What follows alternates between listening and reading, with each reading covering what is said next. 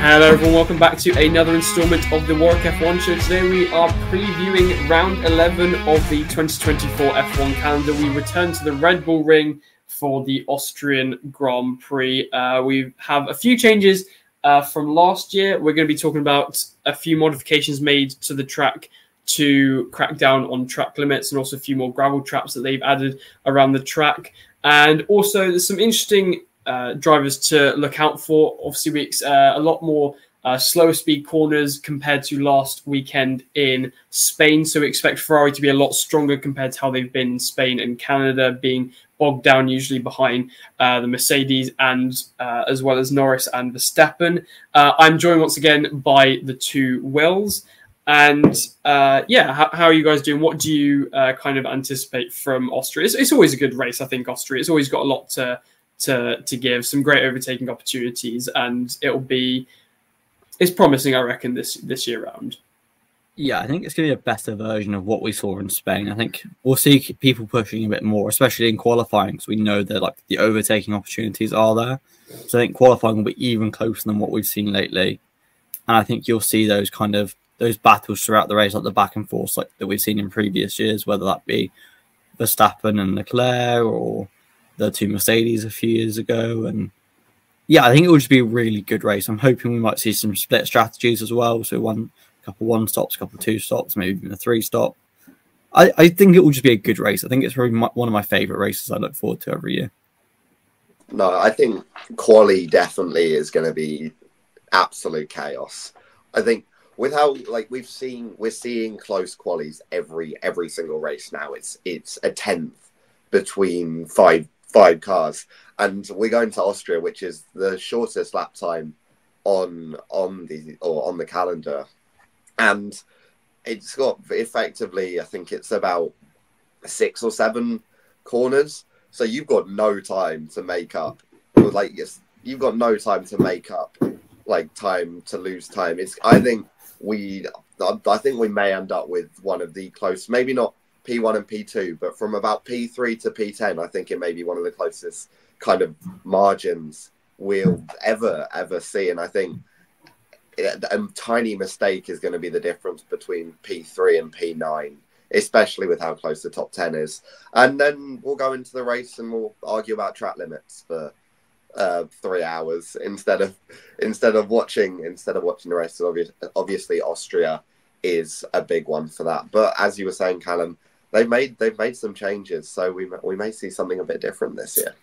Yes, talking of track limits, thank you, Will Kingswood. It gives me a great segue there. We're going to move on to the changes that have been made to the track. Now, Will, you're going to have to just help me out here, because obviously you know a bit more about this than me. So they've obviously added, or what you said, they've added some gravel traps, not your conventional gravel traps, just a gravel line or something. Yeah, around turns 9 and 10.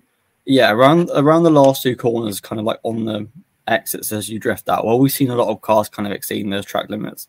They've basically put 2 tire widths worth of a gravel trap. So you've got the curb, then a darker blue curb that's flat rather than up, and then this strip of gravel, and then just the normal runoff. So it'll be interesting to see if that stops drivers from kind of there's no way they're going to be able to get any both tires near it without going in the gravel. So yeah, we'll see how that goes. The idea is to stop the drivers kind of coming across as they want to get as much speed as possible onto that back straight, isn't it? Yeah, I think it's kind of going to make what was 2 of the higher speed corners on the track a lot lower speed as well. You're going to have to scroll up a lot more speed, get into those corners, and it's all going to be about the exit now out of that last turn rather than just how wide can you get around it. So it's going to make it a lot more technically challenging, but I think it's definitely needed to be done. And they're going to be using, I think, blue lines for track limits this week as well. Instead of white ones, they've got rather than having the big, thick, massive white lines they've had at the top of the curbs, they've got a thin blue strip. And I think they're using AI cameras to try and identify it. I might be wrong, but I think that's what I've seen in multiple places. So it'd be interesting to see how that works as well. I'm guessing the idea with oh, sorry, go for it. No, it's fine. I'm a big fan of the gravel strip. I never like. I get it. Well, F1 drivers actually are some of the like the 20 most 20 most complaining individuals on the planet. And when you get track limits involved, it really shows when they're just blaming each other for driving off the track, saying they didn't go off here, didn't go off there. And if you don't want to get a penalty, and if you don't want to be penalised, don't go off the track. And I think having there be a real kind of real world consequence as opposed to maybe a 5-second time penalty, I think is good, because it will keep drivers on the track. It will make sure they stay within the white lines, because obviously that's what F1 wants them to do. And I think having there be a genuine like potential punishment for going offline rather than maybe being able to get away with it, I think is much better. So I'm all for the new kind of gravel strip that they've got there. It would certainly be nice, I think, to have a kind of instant impact punishment for the drivers of them potentially messing up their lap, rather than something that feels a bit more artificial with having lap times deleted, especially in qualifying. One thing I think about is safety, because you're looking at one of the areas of the track which is not only the most high speed, but also on edge. It's a very high speed corner going around turns 9 and 10, and drivers are going to want to take that as flat out as they can to try and carry as much speed onto the back straight, DRS straight. And so is it not potentially like you could see a lot more drivers spinning out there and having massive accidents? This is actually one of your predictions, I know, Will. And is that not a bit dangerous, maybe? Yeah, I think it is. I think especially if it's not full up a lot, and if you've got F2 and F3 running, and there's definitely going to be some cars dipping in, that gravel could get low quite quickly if it's kicked out a lot. I think once we start to see it get low, there is the chance that like a car's going to like almost tilt a little bit, and we could see like quite a big accident where it's either spat back into the road or it's spat the other way. And thankfully, there's a lot of runoff the other way, but I think my concern would be if it's the other way, it's going into the pit entrance or the pit wall on the start-finish straight. So I want to make sure that they're kind of topping that gravel up consistently. Would be my main concern. I mean, I think, yeah, that is always a concern. But what I think you see is drivers do adapt their driving with that in mind. It's not going to be like last year. They won't be pushing it that wide because the gravel will be there. I think they had a similar thing in China, and obviously I don't think we didn't have any kind of incidents where the car was spat back onto the track. And I do just think the drivers they're professional, they're really good at what they do, and they will adapt their style to avoid the gravel track, because at the end of the day, if you're going in gravel, it's a slower lap time. They're going to avoid that, and I think that will just mean that it is always a possibility, but it's a possibility that at every kind of high speed corner that a driver could dip a tire onto the curb, it unsettles the car and kind of spits them back out. So I think it is always a concern, but I don't think it will be maybe as big of a problem, because I think just the drivers will be used, or they'll get used to it, and they'll make sure they don't do that. My concern not so much at going in; it's the other side of it where it goes back to kind of basically hard asphalt. So it's like if they run too far wide, there could be like this little, effectively like a wall that the tire, if it's deep in the gravel clip, as it's coming out at this high speed, and that could cause some issues. Yeah. Well, I mean, hopefully they've kind of had a look at that, and they've obviously thought about this. It's probably like dip down rather than just flat asphalt, but you never know. Yeah. Well, hopefully has the consequences that the FIA obviously intend, which is just to stop the drivers going off track. And I think it's definitely a good thing to try, because we've seen in the past, especially in qualifying, where a driver may have gotten out of Q3 or got on a good race position from a time that they've done, and then after the celebration stops, a bit like VAR in football, it's like you drop down, and it's not a nice thing to see. After all of that celebrations happens, you want to know instantly, and the gravel traps could be a way for that. And also the artificial intelligence route for looking at the off-track limits, it could be a good idea to to do that kind of automated in a way so that we have an instant knowledge that that's the case. We shall see how those ideas pan out, and obviously the FIA may keep them or not accordingly. But that's kind of the main modifications to the track. Do we have anything else that we wanted to mention? Obviously, there's some of the drivers to look out for. We mentioned Ferrari last episode with their because their car, as we know, is more suited to low-speed corners. It would maybe be more appropriate around this track compared to in Spain, and what we'll see most likely in Silverstone in 2 weeks' time with their high-speed corners. And so hopefully Ferrari will try and want to maximise as much as they can from this weekend and having hopefully a good race car. I think at the moment there is Ferrari as well, but for me, it just continues to be Max v Norris, or Verstappen v Norris, in terms of who is going to win. Will Norris kind of iron out those mistakes that he's making, or will he be able to take a proper fight to Verstappen? I hope so, because over the last kind of 4 or 5 races, we've almost seen at every one there's been the potential for that battle at Imola, at Canada, at Spain, obviously last week, and we've never quite got there. And I'm hoping that this will be the race where we do see them go wheel to wheel, and potentially see if Norris has what it takes to kind of take the race to Verstappen and really start to challenge and really start to build himself into maybe a driver that can win races regularly and eventually maybe challenge for the championship. No, I think we'll have that bigger fight. I think I just look back at last year. So even when Red Bull was so dominant, Verstappen beat Leclerc by 5 seconds last year, which in the grand scheme of things last year is a small gap. So if you're seeing these cars a lot closer together, I think it's obviously hard to know because all these cars are very different this year. They've all got different philosophies. I think it'll be a lot closer. I think we might see that, especially in qualifying, that 4-way fight. Maybe not so much Mercedes, but I think definitely Red Bull, McLaren, Ferrari will be up there. Hopefully Ferrari actually show their pace in Q3 this year. Would be quite nice for a change. But I think it will be a 3-way fight for pole, because I think it's going to be about those drivers that really push their cars to the limit this week. As you said, Will, as we started, it's such a small track. It's going to be about who can optimize every single inch of tarmac and carry as much speed. I think there are 3 drivers we've seen can really do that in Verstappen, Norris, and Leclerc in qualifying.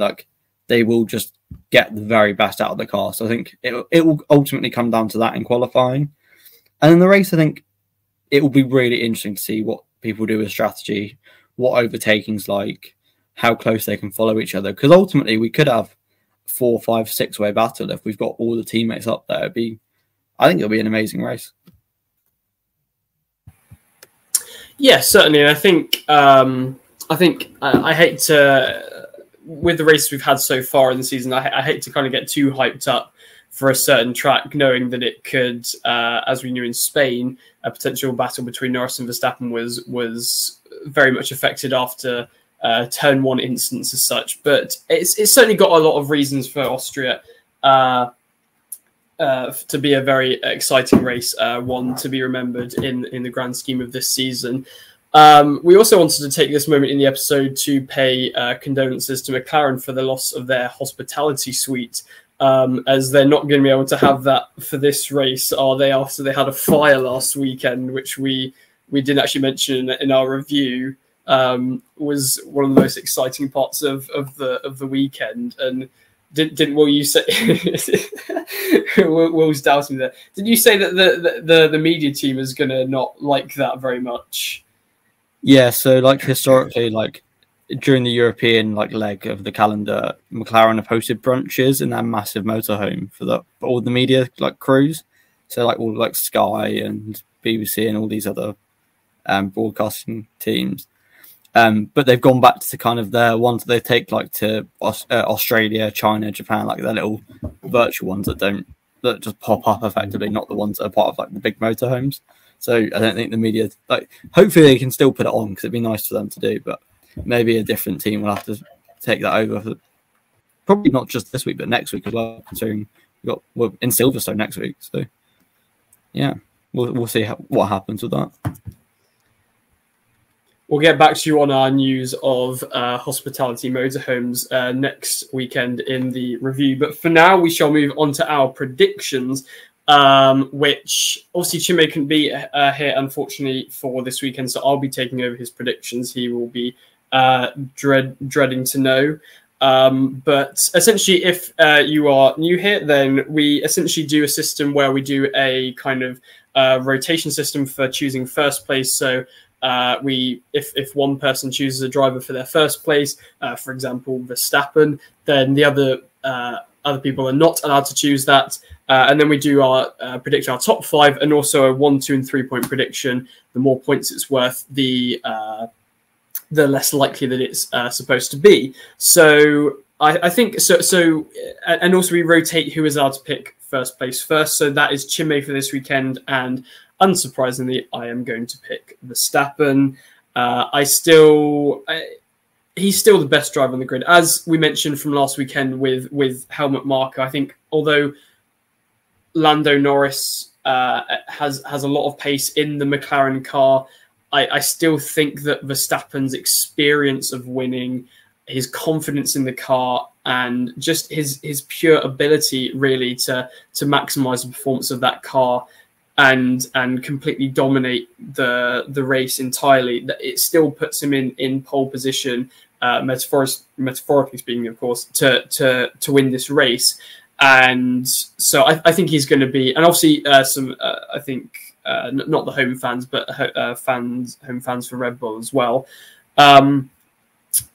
So I'm very confident going for Verstappen, and I'll complete my top 5. I think Norris is going to be up there again, so we'll go for P2 with Norris.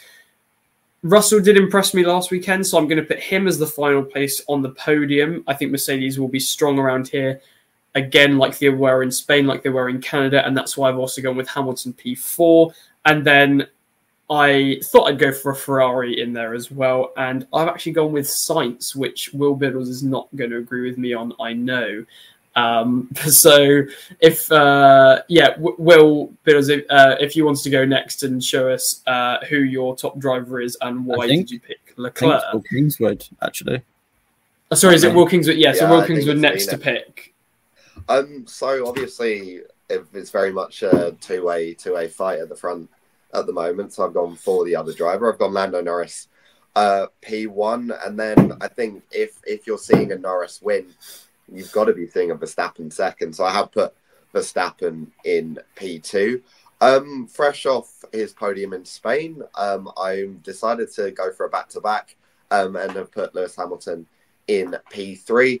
And then for my 4th and 5th, I've gone for the 2 Ferraris. So Leclerc P4 and then Sainz P5. Sure, there's not a little bit of predicting with your heart there for a Hamilton podium?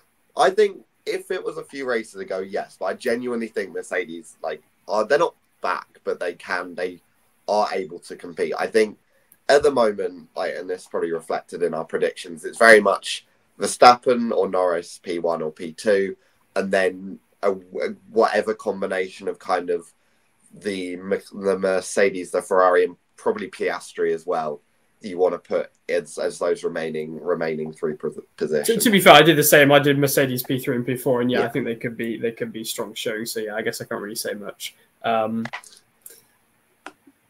Okay, well, I'm kind of basing mine on the fact that I can't take Verstappen and Norris, but I do think Leclerc has always gone well here. I think he won a couple of years ago. He was second last year, as I mentioned. In that dreadful 2020 Ferrari, managed to get a podium in that first race of the year. He has just gone well around here. And I think if it's not going to be those two, I think it'll be him. So I've put Leclerc first. And kind of coming back to what you said about having Sainz 5th, Callum, ahead of Leclerc, I just don't think he does that well around here. He's just not as strong as Leclerc. So fair enough. That's probably why I've gone for Leclerc over Sainz. I've got Verstappen second and Norris third. So kind of that big 3 I spoke about in qualifying is my top 3. Then I've gone Hamilton 4th. I think he'll just be better than Russell. I think at the moment he'll come off the back of that podium. He'll be confident. I think he'll do well again. And then I think we were talking about this before. It's like you've got your 4 or your 3, and then it's like, okay, what second driver is going to be the best? So I've gone with Sainz because I don't think it'll be Perez. I think Russell will have some sort of issue, whether that be mechanical or just get angry and probably run someone off the road and get a time penalty at turn 4 or something. And then I think Piastri will just struggle with tyres.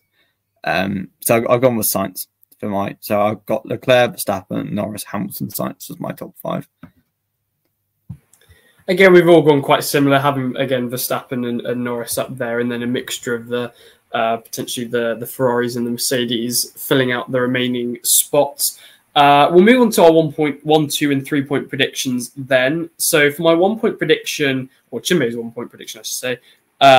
So I've said something that's likely going to happen. Someone will hit the gravel in turn 4 at some point in, we'll say, the race, I suppose. And I think that's a corner that that's not a new gravel trap. That's a gravel trap that has always, I think, infamously been there. And it's always one that I think catches people out, especially if they're going 2 cars into that corner. We've typically seen a driver clipping that gravel and struggling with that, as it's obviously it's at the end of one of the straights, and it's a kind of awkward corner to navigate. For my 2 point prediction, I've gone Perez will not reach Q3. We're expecting some more Perez shambles going on here. And for my 3 point prediction, I did actually predict this before we checked the weather forecast, but we did actually check the weather forecast and to confirm this. I'm going to say that no dry tyres are used in the race at all. So it's a complete wet weather race, not like whatever we had. What was our wet race? It was Canada, wasn't it? Where it was a bit of a mixture. A completely wet weather race, and there is some thundery showers, I think, maybe predicted at some point in the race or on the Sunday, but whether it will happen, I'm not sure. But yeah, I think I tried to go with a bit of a different prediction there. So, but that's my 1, 2, and 3 point prediction. And Will Kingswood, you are next. What did you go for? So I've gone for my 1, 2, and 3. So my 1 point prediction, I've said someone gets eliminated from quali by a track limits deletion. So I'd say someone gets to Q2 or Q3 and then has the lap deleted, drops back into the kind of knockout zone and gets eliminated from quali there. For my 2 point prediction, I've gone for an overtake for the lead, but it's got to be on merit. So it can't be a Leclerc hasn't pit and Verstappen's coming up to him and overtaking kind of thing. It's got to be on merit, overtake for the lead. And yeah, that's my 2 point prediction. And then for my 3 point prediction, I have gone for the closest ever top 10 in quali. So I think it's from last year, it's about half a second, like 0.577 or something like that. I think Canada broke it. Oh, that was top 6, wasn't it? Yeah, so I think it was Hungary 23, but I think we're going to break that this race, and I think it's going to be from P1 to P10 less than whatever. I think the record's about 0.577 or something like that. So less than that for the top 10 margin. That will be an incredible race if that happens. I do hope, part of me hopes that you're correct on that 3 point prediction. And finally, Will Biddles, what have you predicted for this race? So my 1 point prediction is that a car gets run off the road at turn 3 while trying to overtake someone and just gets forced off.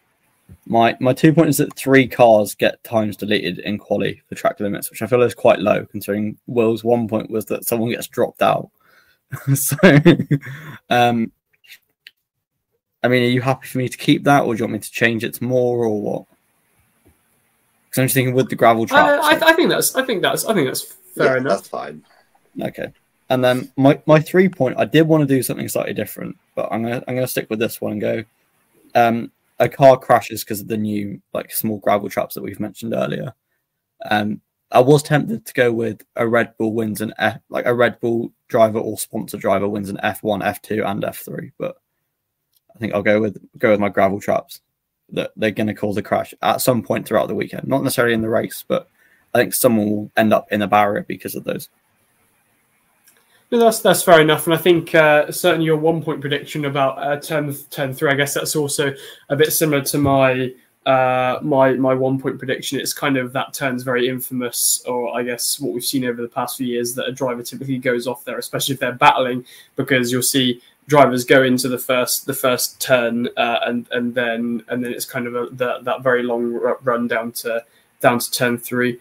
But some very good predictions there, and we shall be getting out an Austria review in the week after the race weekend that we've watched it, obviously. But until then, did we have anything that we wanted to add to the race predictions? No, it does not seem like it. Well, in that case, then we shall see all of you next week for the race review of Austria. But until then, thank you very much for listening, and goodbye.